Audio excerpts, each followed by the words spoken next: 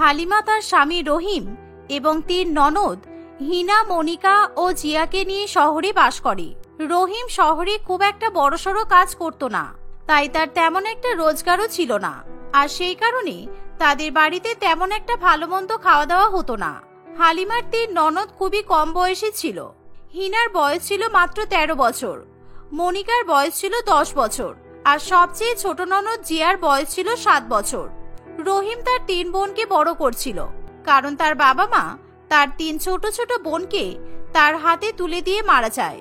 আর রহিম একা একা সবকিছু সামলাতে পারবে না বলে সে হালিমাকে বিয়ে করে বাড়িতে নিয়ে আসে। কি গো, তোমরা কি করছো এখানে? আমার ৩ ননদ যে দেখছি অনেক কাজের হয়ে গেছে। তোমাদেরকে কে এত কাজ করতে বলেছে? আমি তো সব কাজ করে নিচ্ছি, তা সত্ত্বেও তোমরা আবার কাজে লেগে পড়েছো কেন? বৌদি, আমাদের কিছু কাজ করতে দাও না। সারাদিন বাড়িতে বসে বসে কি আর ভালো লাগে বলো? আর সামনেই তো ঈদ আসছে।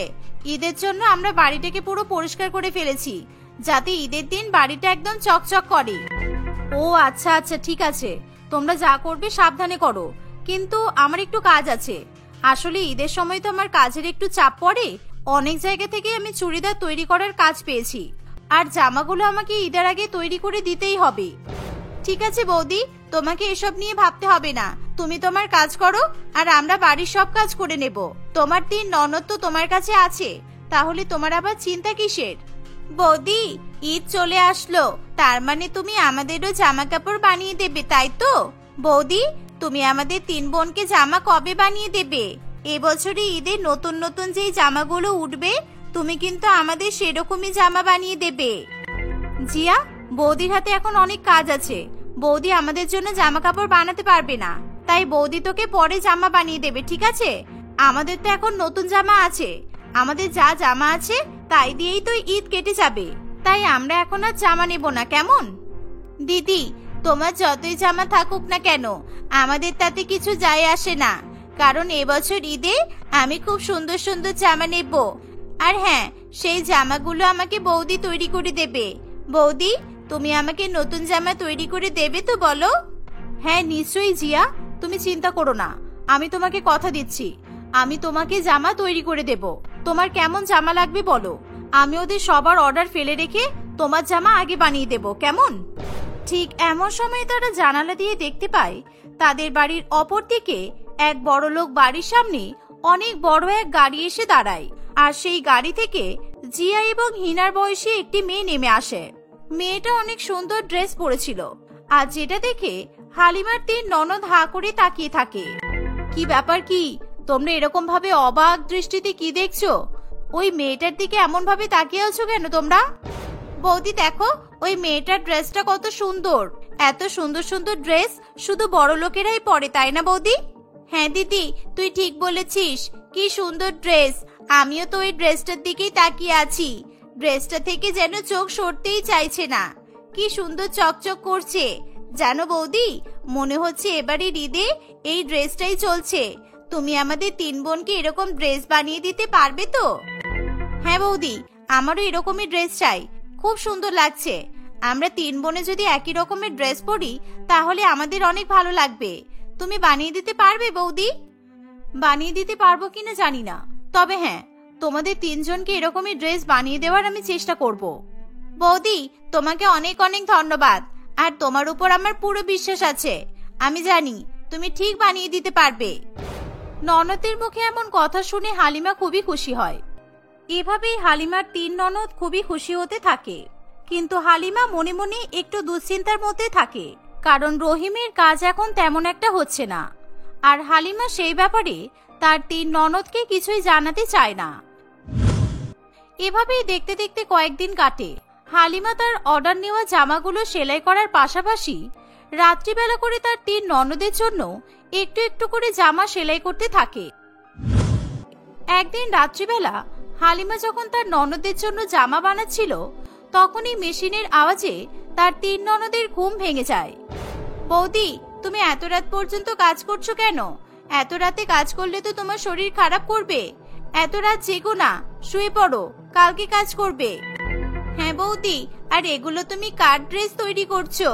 আচ্ছা, যারই ড্রেস তৈরি করো না কেন, এখন তুমি ঘুমিয়ে পড়বে, চলো। তুমি যদি না ঘুমাও তাহলে আমরাও কিন্তু এখানে বসে থাকবো, আমরাও সারা রাত জেগে থাকবো তোমার সাথে। হ্যাঁ বৌদি, তুমি চলো, তোমাকে এত কষ্ট কে করতে বলেছে? মা বাবা চলে যাওয়ার পর তুমি আমাদের জন্য অনেক করছো, কিন্তু আমরা তো এটা তোমাকে বলছি না যে তুমি সারা রাত জেগে কাজ করো। আরে তোমরা তো অনেক পাকা পাকা কথা বলছো। আসলে এই জামাগুলো তো ঈদের আগেই কমপ্লিট করতে হবে, তাই আমাকে একটু রাত জেগে কাজ করতে হচ্ছে। ওদেরকে তাড়াতাড়ি চুড়িদারগুলো যাতে বানিয়ে দিতে পারি আমি সেই চেষ্টাই করছি, তাহলে আমি টাকাটাও তাড়াতাড়ি পেয়ে যাব, আর সেই টাকা দিয়ে আমি তোমাদেরকে ঈদি দেব। বৌদি, তুমি তো আমাদের জন্য ড্রেস বানিয়ে দিচ্ছ, তাহলে আবার টাকার কি দরকার? এখন আর টাকার কোনো দরকার নেই আমাদের, আমরা তিনজনেই তোমার কাছ থেকে ড্রেস পেয়ে অনেক খুশি হব। হ্যাঁ বৌদি, হিনা একদম ঠিক কথাই বলেছে, আমাদের টাকা লাগবে না, তুমি শুধু আমাদেরকে সুন্দর জামা বানিয়ে দিলেই হবে। আচ্ছা ঠিক আছে, তোমরা না সত্যি এই কাজগুলো আমাকে তাড়াতাড়ি শেষ করতে হবে তো, কিন্তু তোমরা যখন এত করে ঘুমাতে বলছো তাহলে চলো ঘুমিয়ে পড়ি, না হলে আমার জন্য তোমরাও শুধু শুধু জেগে থাকবে। এই বলে হালিমা তার কাজ বন্ধ করে ঘুমিয়ে পড়ে। এভাবেই দেখতে দেখতে আরো কিছুদিন কাটে। একদিন জিয়ার এক বন্ধু তানিয়া জিয়াদের বাড়িতে আসে। এই দেখ জিয়া, আমার বাবা আমার জন্য কত জামা কিনে দিয়েছে। আমি বাবাকে বলেছিলাম এই ঈদে যেই নতুন জামাটা উঠেছে সেই জামাটাই আমার চাই। আর দেখ বাবা এই কত সুন্দর জামাগুলো আমাকে কিনে দিয়েছে। বাবারে বাবা, তোর বাবা তো দেখছি পুরো দোকানটাই কিনে এনেছে, তোকে এতগুলো জামা দিল, তুই তো ঈদের দিন পরে শেষ করতেই পারবি না। বৌদি এই দেখো, তানিয়ার বাবা তানিয়াকে কত সুন্দর সুন্দর জামা কিনে দিয়েছে, আমি ঠিক যেমনটা তোমাকে বানিয়ে দিয়েছিলাম ওরকম জামাও আছে দেখো। জিয়া, তোর কত জামা হলো? ঈদের দিনে আমি অনেক জামা চেঞ্জ করব, আর আমি সবাইকে দেখাবো। আচ্ছা তোর কটা জামা হয়েছে দেখা না। জানিস তানিয়া, আসলে আমার তো এখনো একটাও জামা হয়নি, তবে আমার বৌদি আমাকে জামা বানিয়ে দেবে বলেছে। কি, তোর বৌদি তোকে জামা বানিয়ে দেবে? তার মানে তোর তো একটাই জামা হবে। এই দেখ, এই সব জামাগুলো আমার বাবা আমাকে অনেক বড় মার্কেট থেকে কিনে এনে দিয়েছে। আর এই যে এটা দেখেছিস, এটা আমার পিসি দিয়েছে। আর এটা দেখ কত সুন্দর, এটা আমার মাসি দিয়েছে। তোকে কেউ কিচ্ছু দেয়নি? না রে, আমার তো কেউ নেই, তাই হয়তো কেউ কিছু দেয়নি। আর তাছাড়া কেউ থাকলেও আমি কিছু নিতাম না। আমার বৌদি আমাকে যেটা দেবে তাতেই আমি খুশি, আমি সেই জামাই ঈদের দিন পরবো। ও আচ্ছা আচ্ছা ঠিক আছে, আমি তো তোকে জামা দেখাতে এসেছিলাম। আচ্ছা আমার জামা দেখানো হয়ে গেছে, এবার আমি তাহলে যাই, ঈদের দিন দেখা হবে, ঠিক আছে? একসঙ্গে নতুন নতুন জামা পরে আমরা ঘুরতে বেরোবো। এই বলে তানিয়া সেখান থেকে চলে যায়। তানিয়ার অতগুলো জামা দেখে জিয়ারও অনেক মন খারাপ করে, আর এটা তার বৌদি খুব ভালো মতোই বুঝতে পারে, কারণ হালিমা জিয়ার মুখ দেখেই তার কষ্টটা অনুমান করতে পারে। দেখতে দেখতে আরো 2-1 দিন কাটে, আর জিয়া এখন সারাদিন মন খারাপ করে বসে থাকে, কারণ এখনো পর্যন্ত তার একটাও জামা হয়নি। আর সেই কারণে জিয়া মন খারাপ করে সবার সঙ্গে কথা বলা বন্ধ করে দেয়। কিরে জিয়া, তোর কি হয়েছে? তুই এরকম মন মরা করে বসে আছিস কেন? তোকে দেখে মনে হচ্ছে তোর কিছু একটা হয়েছে। জিয়া, সামনে তো ঈদ আসতে চলেছে, আর তুই এরকম মন মরা করে বসে থাকলে চলবে? তুই তো আমাদের বাড়ির ছোট সদস্য, আর এই বাড়িটাকে সবসময় মাতিয়ে রাখিস, তাহলে তুই এখন মন মরা করে আছিস কেন? কি হয়েছে জিয়া, তুমি আমাকে বলতে পারো, আমি তোমাকে সাহায্য করব। তুমি যতক্ষণ না মনের কথাটা খুলে বলছো ততক্ষণ তো তুমি মনে মনে কষ্ট পাবে, তাই তুমি মনের কথাটা আমাকে বলে দাও। বৌদি, তানিয়ার কতগুলো ড্রেস হয়েছে, ঈদের দিনে আমি যখন ওদের সঙ্গে ঘুরতে যাব তখন ও আমাকে অনেক রাগাবে, সেই জন্য আমার মন খুব খারাপ করছে। আমি ওদের সঙ্গে ঘুরতে যাব না, আমি কোথাও ঘুরতে যাব না, আমি নতুন জামা পরে বাড়িতেই বসে থাকবো।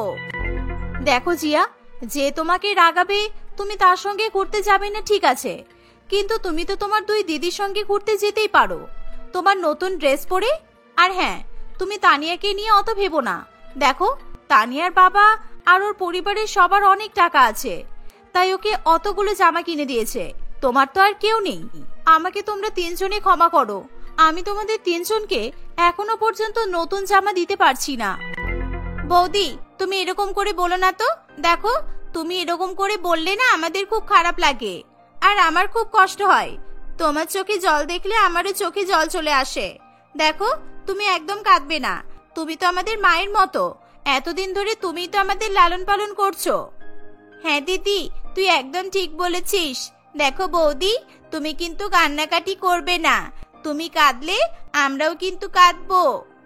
এই বলে জিয়া তার বৌদির চোখের জল মুছিয়ে দেয়, আর এটা দেখে হালিমার অনেক ভালো লাগে। হালিমা তার তিন ননদকে নিজের মেয়ের মতো করেই ভালোবাসে। সে নিজে না খেয়ে তার তিন ননদকে খাওয়ায়, আর হালিমা সেই জন্য মনে মনে খুবই কষ্ট পায় তার তিন ননদকে এখনো পর্যন্ত ঈদের জামা দিতে পারেনি বলে। এভাবেই আরো কিছুদিন কাটে। ঈদের আগের দিন রাত্রিবেলা হালিমা তার তিন ননদের জন্য জামা সেলাই করে একদম রেডি করে ফেলে, কিন্তু হালিমা তার ননদদেরকে সেদিন জামা দেখায় না। পরের দিন সকালবেলা অর্থাৎ ঈদের দিনে হালিমা তার ননদদেরকে ডেকে বলে, হিনা, জিয়া, মনিকা, এই দেখো তোমাদের নতুন ড্রেস। কেমন হয়েছে বলো? তোমাদের পছন্দ হয়েছে তো? আজকে ঈদের দিনে তোমরা এই নতুন ড্রেস পরে ঘুরতে বেরোবে। কেউ পুরানো জামা পরবে না, কেমন? বৌদি, তুমি আমাদের জন্য নতুন ড্রেস বানিয়েছো তাই না? আমি তো ভেবেছিলাম তুমি হয়তো ভুলে গেছো, কিন্তু তুমি তো আমাদেরকে ঈদের দিনে চমকে দিলে।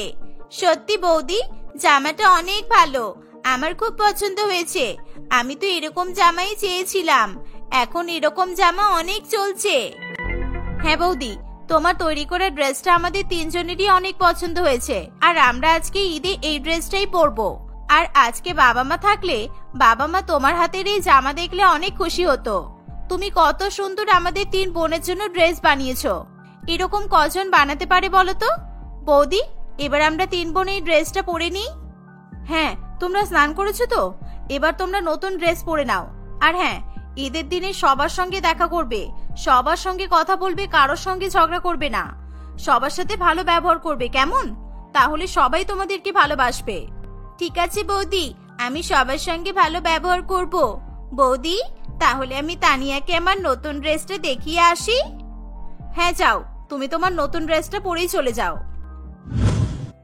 এভাবেই হালিমা তার তিন ননদকে ঈদের দিনে নতুন জামা বানিয়ে দেয়, আর সেই নতুন জামা পেয়ে তার তিন ননদ খুবই খুশি হয়। এভাবেই তারা খুশি মনে ঈদ পালন করে।